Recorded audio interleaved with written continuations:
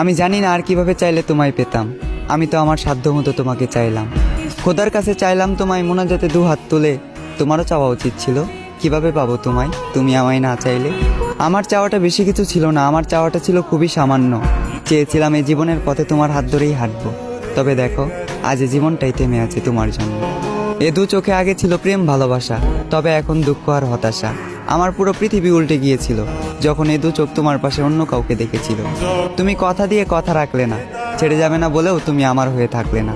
আমিও কথা দিয়ে কথা রাখিনি, তোমাকে ছাড়া বাঁচবো না বলেছিলাম।